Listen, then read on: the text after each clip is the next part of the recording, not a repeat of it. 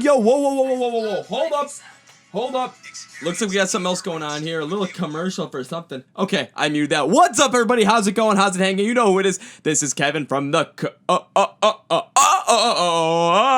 Progression Podcast, brought to you by My Song Day Rock 2008. How's it going, everybody? How's it hanging? How you doing? Happy to have you here. Today is Tuesday, November 12th, 2019. So happy to have you here as well. Got some good and fun stuff to talk about. No concerts this weekend for me, guys, or this past weekend. Can you believe it? I was actually up in Minneapolis, Minnesota, my alma mater, University of Minnesota Twin Cities, where we are the Golden Gophers. And I was at the game against Penn State, where the Gophers, ranked number 17 in the CFP college football playoff poll, took down number 4 Penn State in probably the biggest game since the Gophers for the past, 40 years maybe. I was there. I got to storm the field. It was awesome. But we do have some stuff with music to talk about. So that is what's more pressing. That is what's more important. So we're going to get to that right now. And one little thing to note is if you guys see the little preview video that we put out on Instagram, Facebook, and Twitter, you're going to notice the style's a little bit different. Especially that we did last week with Jonathan Norris from Kingdom Collapse, where instead of doing I used to have a camera set up on top of my dresser that would shoot me and do all this stuff. I decided to do the webcam so I can actually look at you when I'm doing this stuff. So I'm be like, oh my God, look at that. And then I can also watch the 49ers Seahawks game while I'm doing this too. Woo!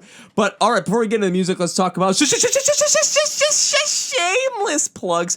So of course, if I had shameless plugs or any kind of advertising, this is where it would go. Thanks to Andrew Schuler. We might have some very soon coming up. But before we do that, let's talk, just some My Song of the Day stuff. So if you're a first-time listener, welcome. As always, you can hear us on Spotify, Apple Podcasts, Google Play, and of course on our YouTube channel, My Song Day Rock 2000 today. And if you're a returning listener, thanks for coming back. I really appreciate it, guys. I'm not kidding. I really do appreciate it. I mean, this is something I absolutely love to do, and I love the fact that you guys are supporting me every step of the way. Follow us on social media. Facebook, you can get updated on anything that ever comes out. Twitter, you're going to talk to us. Instagram, you're going to talk to us. Watch our Instagram videos, answer our questions. Follow us on our live stream every Wednesday night at 9 p.m. Central Time, because you get to ask us questions. We'll answer them. It's absolutely amazing. It's awesome. I love it. Outside of that, subscribe to YouTube, where we'll do the album reviews. We will do band reviews, top 10 lists, all kind of fun stuff. And as the year is coming to an end, we will be preparing for our end of the year awards, and there are going to be 6 different videos for that. We're going to make 6 different videos coming out once a day at the end of the year. I will talk about that coming up at the beginning of December, so you guys get a head start on the schedule for that. Also, we have our Amazon Alexa skill, saying it seductively. But that's where you can hear all the Song of the Day stuff all the time. Again, all the links and stuff is in the description below, so you can activate that skill, and you can get on all the bands you knew, all the bands you forgot about. Small Band Saturday, which is one of our favorite things that we do, and maybe one of the small bands, like what we did with Jonathan Norris, one of the small bands we feature on Small Band Saturday, will end up being, our a special Christmas podcast. And I think I have the girls that would be the perfect ones for it, especially because they came out with a cover of The Most Wonderful Time of the Year. And yeah, plus I know they're doing something for 2020, so maybe we can talk to them about that. Oh my God! Yay! So let's get into the actual part of the program. So the first thing I want to talk about today is a band that has sorely disappointed me this year so far, and that's Bring Me the Horizon. Now, you guys know with Bring Me the Horizon, I have not been a huge proponent of their latest album, Amo, which came out in 2019. I have been vocal about it, how I have a huge dislike for it, especially with its incredibly pop tendencies. However, I do respect some of the songs, like Mantra. I really do like that song.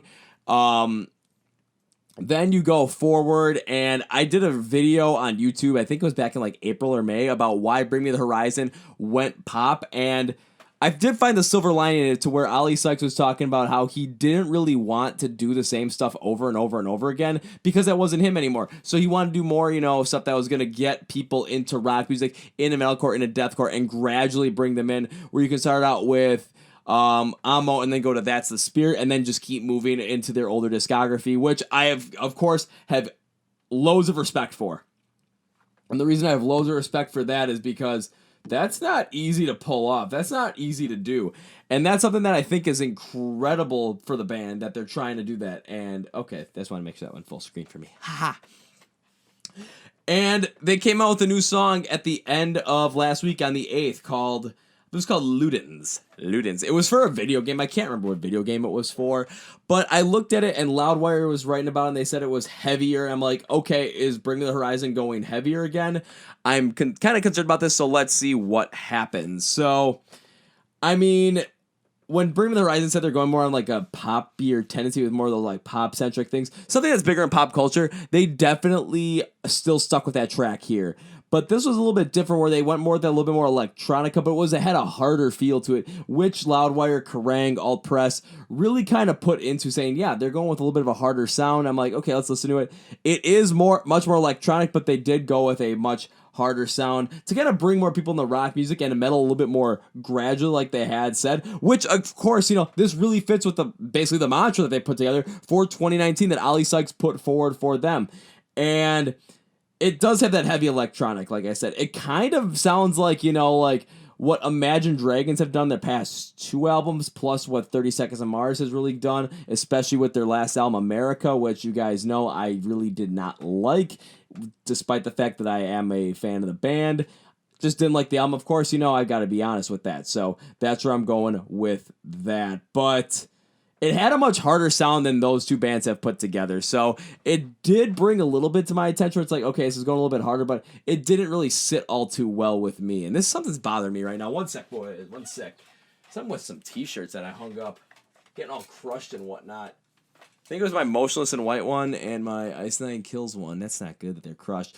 But back to Ludens. So one thing I saw from Ali, though, a little bit spattered throughout the song before the breakdown. Now, this is before the breakdown.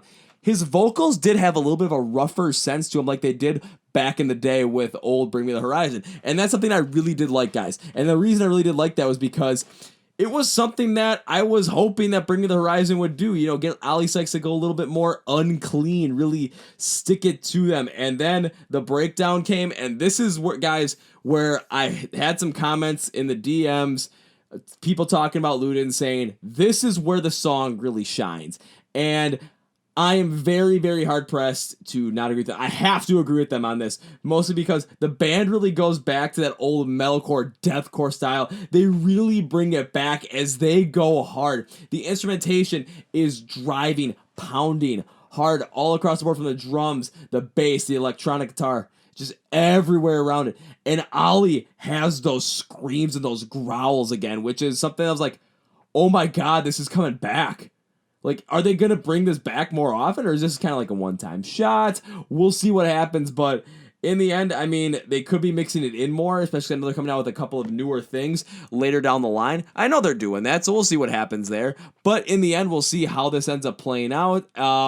Overall, with the track, I could say that, the band necessarily is still following that path, but they're starting to mix in a little bit more of that older, harder style that they really had and that fans really fell in love with them. So overall, do I think Ludens is a good song? It's not going to be one that I technically or really want to listen to a lot, because it does have a lot of electronic vibe to it, which is something that I really don't hit on a lot. But do I think this is better than mostly everything that's come off of Ammo this year? Yeah, I really thought this was a lot better than what they did on Ammo. Granted, I wasn't a fan of it, but I like the fact they're sprinkling in that harder style once again, so maybe they're going back towards it. I don't think I think they're going to stick on the path of trying to get more people into it by gradually doing it, and this was a good way to go about it, because when you have that electronic style, especially with pop culture today, you're really going to bring that in a little bit more, because everyone's going to be like, oh my god, dance music, yay! And of course, you're going to be doing it in a video game. I can't remember what game it is. Hopefully it sells well, though. Much like what Good Charlotte did when they got big, because I think it was in Madden like 2000 or 2001. Anytime you picked your team, their songs were playing. So you got to listen to them, and that's how you got to go get into the band. And that's what helped make them big, just because they put their stuff out there. If this is going to get Bring Me the Horizon out there to a much larger audience, a much more pop culture centric audience, that's going to end up, potentially liking a little bit of a harder sound and then starting to gradually gravitate more towards rock music, then I will be the first one to say that Bring Me the Horizon did a fantastic job with it. I think it's starting to start that way, but then again, we'll see what happens when they come out with a couple of other singles I believe that they're doing. Maybe one more in 2019, but as 2020 rolls along, we'll see where that really picks up. However, I think that maybe the move that they're making, like I said in that video, with the main move being, Ollie wants to bring more people back into rock, into that harder genre, and slowly, gradually bring them in. I think he's onto something, guys. Again, this isn't going to take away from the fact that I really dislike Amo, but again, it's just adding more context to what Ollie Sykes is doing.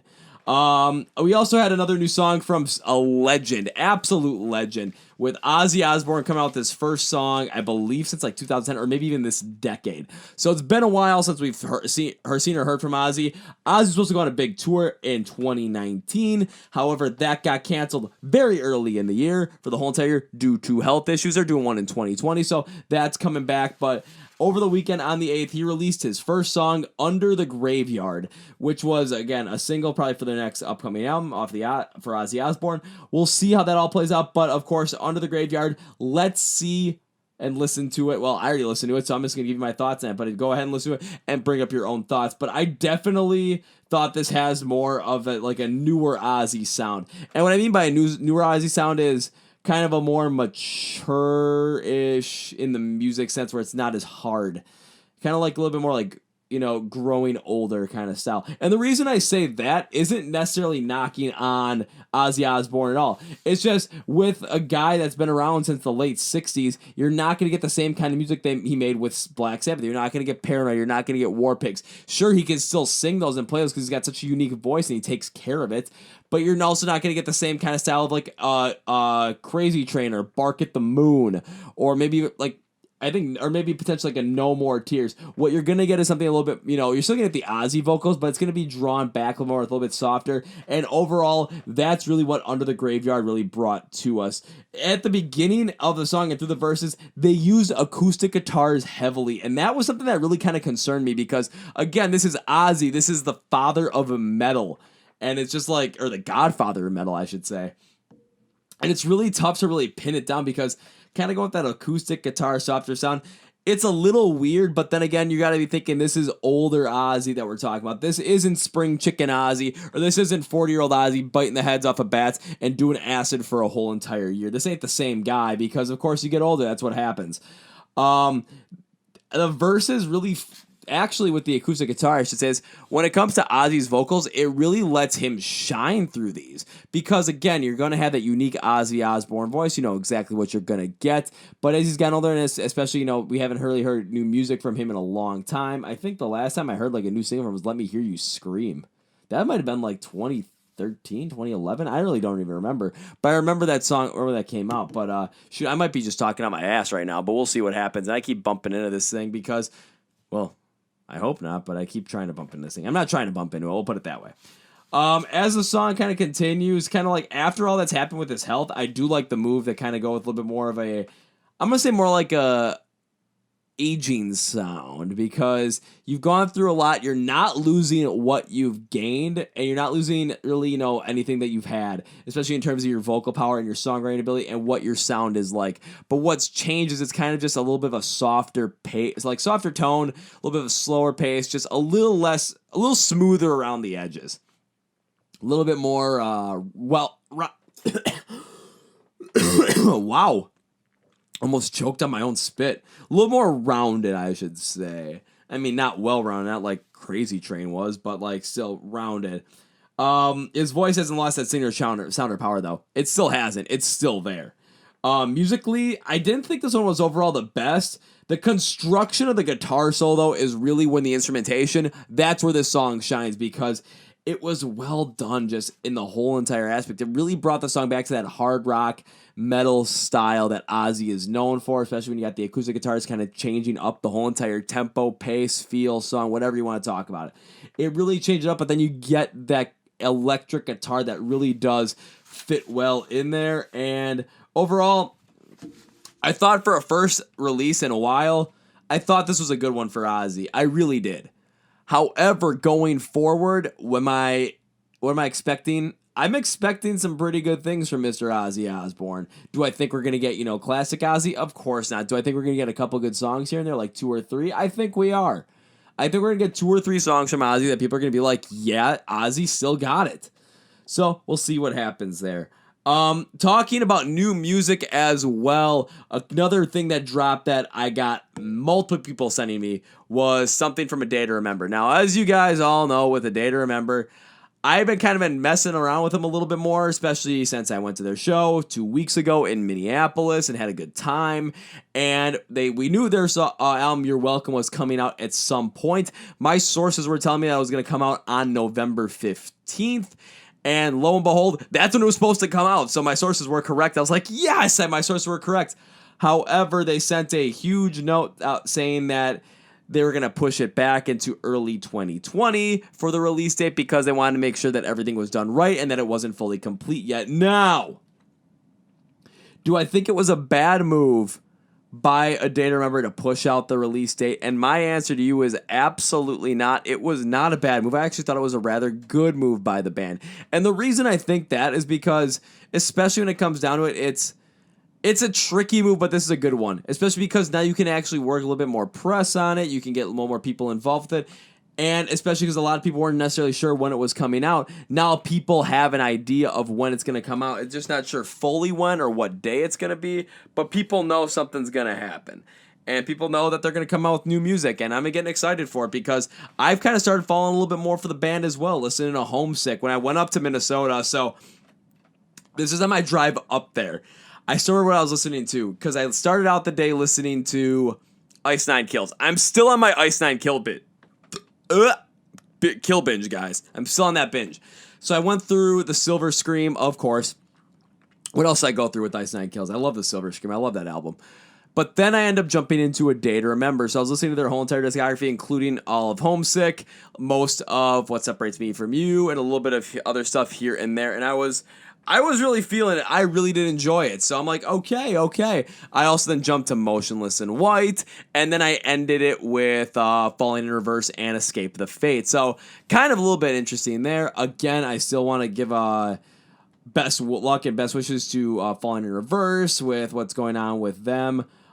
Keep beating that cancer, guys. Keep beating that cancer. But then again, back to A Day to Remember. So it's coming out in 2020.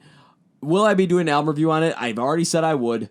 Will I be really going into it a lot? Oh, yeah, I will. So I've already got, I think, 3 albums pegged for 2020 right now that I'm going to do album reviews on that I know are coming out now in 2020. One of them being Anti-Flag's new album, which is like January something. I don't remember what day it is, but it's middle January. So I'm excited for that because that'll be probably my first album review to really jump into. Following that, I know I'm going to get A Day to Remember to actually do a review on. So I'm looking forward to that. And then with a concert announcement today and a tour announcement, I know I'm doing another one in 2020. And I thought we were going to be doing it this year. I thought we were going to be doing it around Halloween. But nope, we are doing it within this moment. So today, actually yesterday, in this moment, on the Monday I should say, in this moment announced a 2-month-long tour that's going to be them headlining supported by Andy Biersack and Black Veil Brides. Not Andy Black, I'm just talking, this is just straight Black Veil Brides. They're come back touring after what they did with Veil in 2018.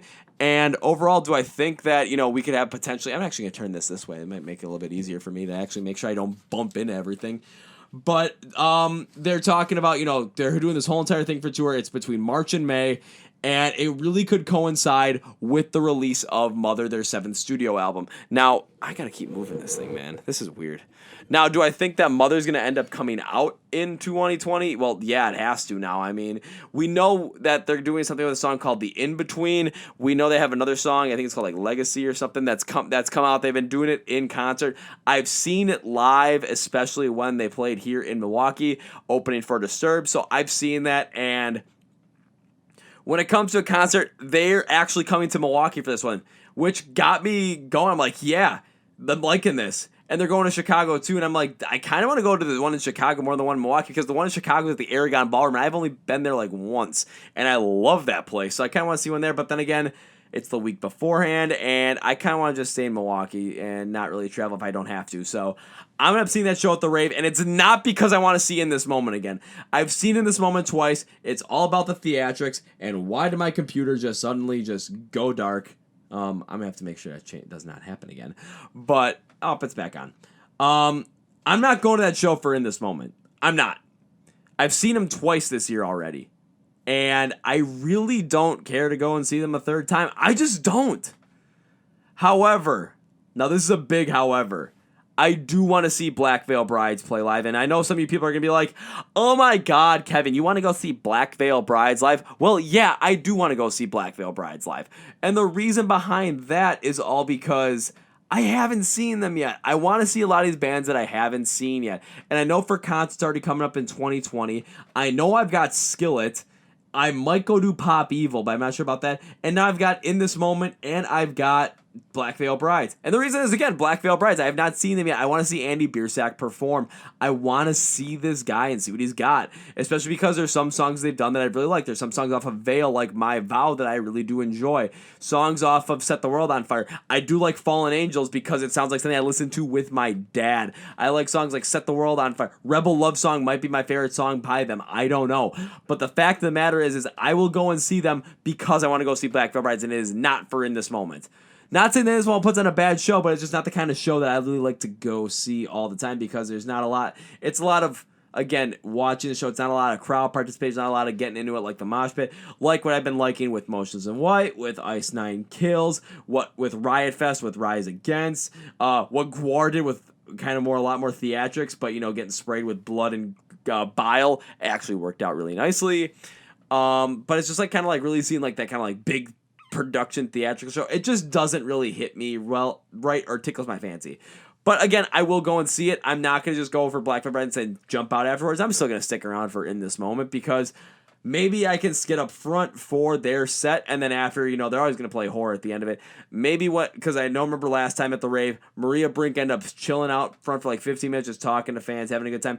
Maybe I can get to talk to her for a little bit and just see what's going on, and then bring what happened on the podcast, Tell you guys what happened when I talked to Maria Brink. We'll see what happens, but we'll see where that goes. However, there was another concert announcement, another extension of a tour that was added for 2020, and now this is the one that when I saw this come out, I was excited for. And the reason is because I've seen their guitarist and his band, or a side project. I've never seen him with the main project. And I've loved the album they came out with this year. And now they're coming back and doing more. Who am I talking about, guys? You know who I'm talking about. I am talking about the one, the only, Alter Bridge. The Walk the Sky tour is continuing in 2020, and I am going to see it in February because they're coming to the rave here in Milwaukee. So I'm definitely going to go see that, mostly because, again, Walk the Sky, it's definitely going to be a top 10 album of the year. Who knows where it'll rank? Right now I'm thinking it's still a top 5 album, but we'll see what happens towards the, the more end of the year. I've got my list put together already, kind of like the top 10, but I don't have them in order. I do not have them in order. Trust me on that. So we'll see what happens there. We'll see how that all gets played out and goes through. But I'm excited to go see them live. I want to hear Miles Kennedy's vocals. I know it's going to be less of, a crazy show that I'm getting used to and getting really, in tune to, really liking. However, it is Alter Bridge. There's going to be a lot. It's going to be that hard rock kind of show, that arena rock kind of show at a club level, at a ballroom setting. And I'm really excited for it, to be honest with you guys. I really am, because I really want to see Alter Bridge. Maybe I'll try and get my brother to go to that one too. Because even though it is a weekend, it's a weekend in February. And I think he doesn't really, he's not that big into Alter Bridge, but I know he does like the band. Plus, he's kind of weird too. I asked if he wanted to go to a concert on the 22nd of November to go see, or the 23rd, maybe it was 23rd, to see Rod Tough Curls in the Bench Press. That's like his favorite parody band. But he didn't bite it because I have to work. But now I figured out that, he does have to work, which does stink. Or maybe they're doing it on the 22nd. However, the next day, of course, he works at a bar in Madison, Wisconsin on Regent Street right by Camp Randall where the Badgers play. And they're playing Purdue that day. So he couldn't come out. And then I'm like, well, I really don't want to go without him for that one because I don't know the band. I really don't listen to him at all. So that's not that's really not my style for them because they do a lot of the Perry stuff. Like they play Africa by Toto. And then when you go do do do do do do do, everyone yells out Bud Light Lime, Bud Light Lime. One of their other favorite songs that he's told me about that I really like is Shut Up and Dance with Steve. Not Shut Up and Dance with Me, Walk the Moon. It's Shut Up and Dance with Steve. This woman is my Destis, Steve. Okay, so there's that. But then again, I get to go and see the Gophers again with my dad. Yeah, I get to go see the Gophers with him the next day. So, again, probably Rod Tough goes bench press, not in the cards.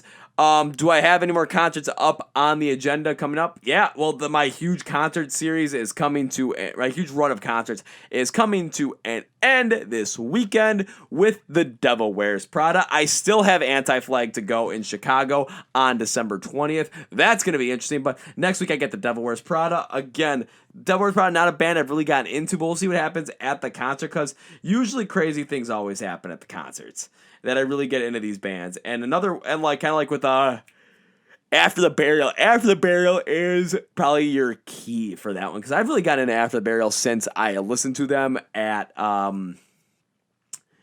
basically I've gotten into them a lot more as I've listened to them later on, and it's been fun. It's been fun listening to them. I'm not gonna lie, I've enjoyed it, but we'll see what happens there, because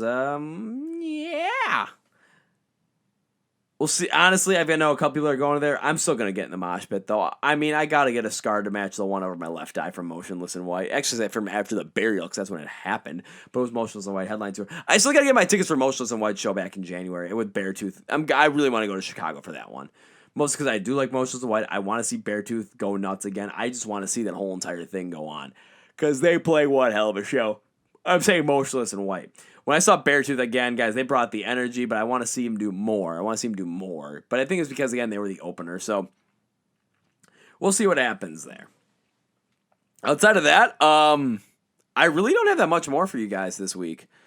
The reason for that is just because, again, I was traveling pretty much the whole entire weekend, so I really didn't have time to really put a lot of things together. If I wasn't traveling, I probably would have a concert story from Atreyu, because they were in town on Sunday, but because I was traveling back from Minnesota, I really didn't want to go to the show once I got home. I decided basically just to stay home and watch the Vikings. Or I said, went to my parents' house to watch the Vikings with my dad. He's not a Vikings fan. My whole family hates them except me. So they're all Packer fans pretty much. But that's kind of where that happened. So unfortunately, I don't have any crazy story for that. But next week, hopefully, I'll have some kind of crazy story from The Devil Wears Prada, like I usually do. Like the fun I had with Ice Nine Kills, like the weird kind of stuff that happened with the Day to Remember's Degenerates tour, the cut for Motionless in White, the crazy convoluted story for In This Moment and Disturbed, the Gwar story where I tried to hide from the water, but after 2 songs, I'm like, well, fuck this, that ain't happening. Riot Fest getting pushed around, getting the black eye, the anti-flag shirt when I bought it. Oh my god. Should I bust that one out for the Devil Wears Prada? I don't think so. I might bust it out for the anti-flag. Next year I probably won't, just because I think it is kind of cursed or jinxed or something. And I don't want to be in Chicago and have to deal with something like that, because that could potentially be a very bad situation. But again, we'll see what happens. But yep, I'm yawning already. That is going to be it for me, guys, because I really don't have anything else for you.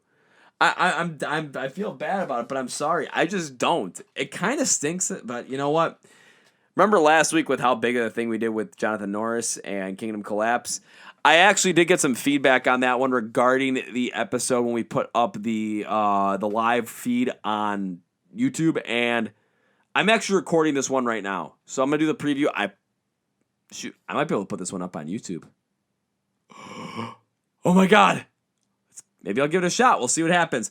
All right, guys, that's going to be it for me. So, of course, I want to thank you all for stopping by. I want to thank you all for listening to the Chord Progression Podcast, brought to you by My Song Day Rock 2008, because this, again, is the project I always want to work on. This is the thing that I absolutely love, and we'll see where it goes from here. I mean, we're almost at the end of the year, so we'll see what happens when it comes to end of the year awards, who wins, who loses, who is the big winner of the year, who's the big loser of the year, and of course, what's going to happen going into the 2020s.